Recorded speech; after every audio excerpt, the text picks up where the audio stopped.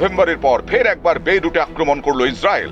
শান্তি চুক্তি, যুদ্ধবিরতি সবই হয়েছিল, কিন্তু কোনো কিছুই আদতে আটকাতে পারল না। ইসরায়েলের দাবি, বেইরুটের দক্ষিণে যে বহুতলে তার আক্রমণ করেছে সেখানে এক হিজবুল্লাহ নেতার মৃত্যু হয়েছে। এর সঙ্গে মৃত্যু হয়েছে আরো 3 জনের। শান্তি চুক্তির পরেও কেনই আক্রমণ? কে আছে এর পেছনে? Early this morning, or very early this morning, IDF fighter jets struck a Hezbollah terrorist in Beirut. He had recently been directing Hamas terrorists and assisting them in an attempt to carry out a major imminent attack against Israeli civilians. The terrorist posed a real and immediate threat, what we called ticking bomb. Therefore, we had to eliminate the threat. Israel will continue to remove any threat to our citizens. We expect Lebanon to take action to uproot terrorist organizations acting within its borders against Israel. জানা যাচ্ছে দাহিয়া এলাকায় নিয়ে দ্বিতীয়বার আক্রমণ হলো। ইসরায়েলের দাবি, এই এলাকায় হিজবুল্লাহর আনাগোনা বেশি, সেই জন্যই এই আক্রমণ। তবে এই আক্রমণের পেছনে অন্য গন্ধ পাচ্ছেন আন্তর্জাতিক সম্পর্ক বিশেষজ্ঞরা। হিজবুল্লাহর সঙ্গে ইসরায়েলের দ্বন্দ্ব শুরু হলেও পাল্টা হামলার জেরে ক্ষতবিক্ষত হয় লেবানন। আর এই সময় লেবাননের পাশে দাঁড়ায় ইরান। খামেনেই সরকার বারবার ইসরায়েলকে হুঁশিয়ারি দিতে থাকে। এর মধ্যে ইসরায়েল দাবি করে ইরান হামাস ও হিজবুল্লাহ জঙ্গি গোষ্ঠীকে বাঁচানোর জন্য ইসরায়েলকে আক্রমণ করে।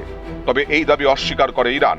এই সময় লেবানন ও ইসরায়েলের যুদ্ধে ইরান হিজবুল্লাহকে সাহায্য করছে ও জঙ্গিদের আশ্রয় দিচ্ছে বলে সুর চড়ান নেতানিয়াহু। তবে নভেম্বরে দুদেশের মধ্যে শান্তি চুক্তি হয়, হামলা বন্ধও হয়।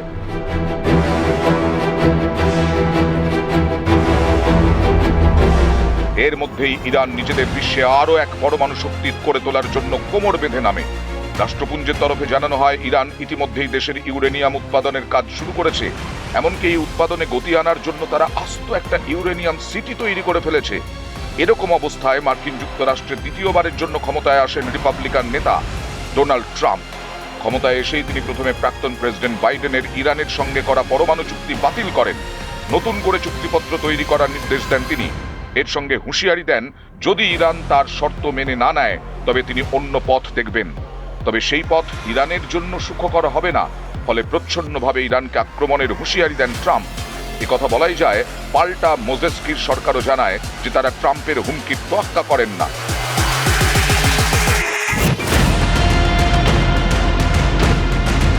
অন্যদিকে ক্ষমতায় আসার পর থেকেই ট্রাম্পের সঙ্গে বেশ ঘনিষ্ঠ সম্পর্ক তৈরি হতে দেখা যায় ইসরায়েল প্রধান বেঞ্জামিন নেতানিয়াহুর। এমনকি ট্রাম্প ক্ষমতায় আসার পর প্রথম আন্তর্জাতিক নেতা হিসেবে হোয়াইট হাউসে আমন্ত্রিত হন নেতানিয়াহু। এই সময়ে যৌথ সাংবাদিক বৈঠক করে জানান, ইসরায়েল হামাস যুদ্ধে ইসরায়েলের পাশে আছে মার্কিন সরকার। এমনকি গাজা অধিকার করে তাকে নতুন করে গড়ে তোলার কথাও ঘোষণা করেন ট্রাম্প।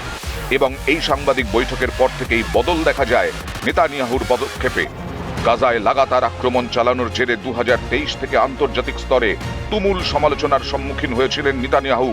এমনকি বাইডেন আমলের সমস্ত সমর্থন সরে গেছিল ইসরায়েলের পাশ থেকে। অস্ত্র সরবরাহ বন্ধ করেছিল আমেরিকা, যা ফের চালু করেন ট্রাম্প। ট্রাম্পের প্রত্যাবর্তনের সঙ্গে সঙ্গেই আন্তর্জাতিক স্বীকৃতিতে আবার নতুন করে যুদ্ধে ও নানান কূটনৈতিক পদক্ষেপে অক্সিজেন পান নেতানিয়াহু। ফলে তার মধ্যে আন্তর্জাতিক স্তরে স্বীকৃত এক নেতা হয়ে ওঠার খিদে ফের প্রকাশ্যে আসতে থাকে। ইতিমধ্যেই গোটা বিশ্বে ঈদেও গাজা আক্রমণ করার জন্য সমালোচিত হচ্ছেন নেতানিয়াহু। এবার আবার শান্তি চুক্তি ভঙ্গ করে লেবানন আক্রমণ করল নেতানিয়াহুর বাহিনী। বিশেষজ্ঞদের মধ্যে প্রশ্ন, তবে কি পরোক্ষে ইরানকে ধাক্কা দেওয়ার জন্য ইসরায়েলকে বোড়ে হিসেবে ব্যবহার করছে ট্রাম্প? এই হঠাৎ আক্রমণের আড়ালে ট্রাম্পের কূটনৈতিক চাল আছে বলে মনে করছে অনেকে।